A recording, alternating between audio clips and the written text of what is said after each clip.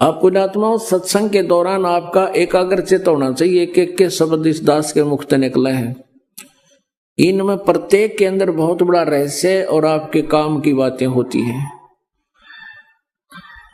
आप जी इधर उधर ध्यान नहीं रखे, क्योंकि 2 घंटे की क्या बात है, तो फिर 2 घंटे शाम होंगे, 4 घंटे, बाकी 20 घंटे बहुत कुछ होते इधर उधर की सोचने।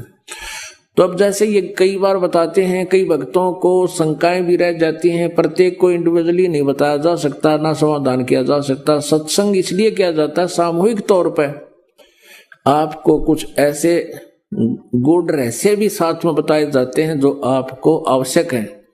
अब इसमें क्या शब्द आया है कि जेता अंजन आंजिए वो चश्मों में दिखनते हैं। अंजन माने माया। जितना भी अंजन यानी भक्ति रूपी जो शक्ति तो ग्रहण करेगा, भक्ति धन, भक्ति माया, वो तेरी आंखों में चमकेंगी। आपकी आंखों के सामने जैसे हमने ये अंधेरे में भी दिखती हैं, और ऐसे बहुत से कुछ ऐसे अलग सी वस्तु दिखती है जो आप जी को भी दिख रही है। जिन्होंने नाम ले लिया 2-4 महीने, 6 महीने, साल, 2 साल हो गए जिनको, उनको ये प्रकट होना शुरू हो जाती है। आंखों के सामने थोड़ी सी दूरी पर सितार से नजर आएंगे, बहुत ज्यादा और भी काफी क्रियाएं अपने आप दृष्टिगोचर रहती। वो क्या है, हमारी जितनी भक्ति अंदर, हमारी भक्ति बढ़गी, उसका लेवल है, उसका प्रतीक है कि आपकी भक्ति इतनी हो चुकी है। और एक भक्त, कई बार कुछ भक्त ऐसे मिले, वो कहने लगे जी मेरी आंखें खराब होगी, आंखें के आगे काला काला दिखे, तार से दिखे, और डॉक्टर को भी देखा, डॉक्टर बोला ऑपरेशन करा ले। मैंने कहा भाई ये तार जो है, ये जो भी तुझे दिखाई दे रहा बेटा, ये तेरी भक्ति का प्रतीक है, और ये हमें भी दिखाई देते हैं। ये ना दिखा फिर भक्ति है नहीं तुम्हारी। ये देखने से नहीं अपने आप दिखेंगी, ऐसे आप ध्यान से देखोगे, आपको कई बार ऐसा लगा जैसे कोई मक्खी आ गई, खाना खाते समय भी ऐसे लग रहा है मक्खी या मच्छर आ गया, लेकिन वो हमारे परमात्मा अंदर से जो भक्ति का आगे प्रतीक, वो रिफ्लेक्शन बाहर आ रहा है। और ये सूक्ष्म शरीर ऐसा ही होता है, और ये भक्ति का प्रतीक भी उस नूर से ही हमारा ये लेवल बता रहा है।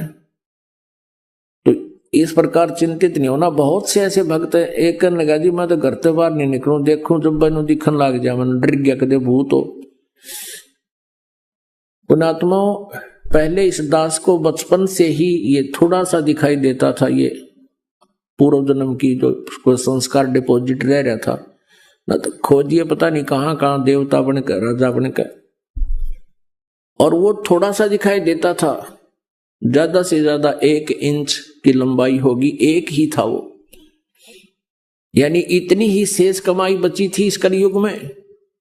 वो पूर्व जन्म की डिपॉजिट भक्ति की पुण्य कमाई थी। और ये दास ये सोचा करता मेरी आंखें कुछ कमजोर हैं, इसलिए ये कुछ दृष्टि दोष है। जब उपदेश लिया, नाम लिया, 5-6 महीने के बाद देखा तो ये तो और गणा बढ़ गया। 1 साल के बाद तो विघ्न हो गया, और ज्यादा बढ़ गया। मैंने सोचा बड़ी बात दिक्कत आई। तो गुरुजी उसमें वृद्ध बहुत थे, 104-5 वर्ष की आयु हो चुकी थी हमारे पूज्य गुरुदेव जी की। उनसे ज्यादा समाधान नहीं करा पाया करते, क्योंकि और भी बहुत भगत थे। हमारा नंबर भी देर से आता था, कभी आता कभी नहीं आता था। तो एक दिन दाव लग गया, और दास ने यही प्रकरण उनसे कहा कि गुरुदेव ऐसे ऐसे, पहले तो ये छोटा सा था, अब ये बहुत बढ़ गया, लगता आंखें और वीक हो जाएंगी। तब वो हंसे, कहने लगे बेटा ये तो तेरी भक्ति बढ़ गई, और यही तो प्रतीक है। आज तक मेरे को किसी ने नहीं बताया कि मेरे साथ ऐसा है जो आज आपने आकर बताई है। इसे सिद्ध ये भक्ति ना करते बाकी के। और ऐसा ही था उनके पास, कोई माया मांगना होता, कोई बेटे मांगना आया करता, कोई कार, कोई ठीक, और वहां भी नाम ले लेते, और फिर माता ही घंटी बजाते, विष्णु देवी पर भी जाते, वो सारे थारा ईब समझ माई होता कर्म बिगाड़ रहे थे। ठीक है ना, उन्हें कुछ दिखा था, और क्या दिखना था।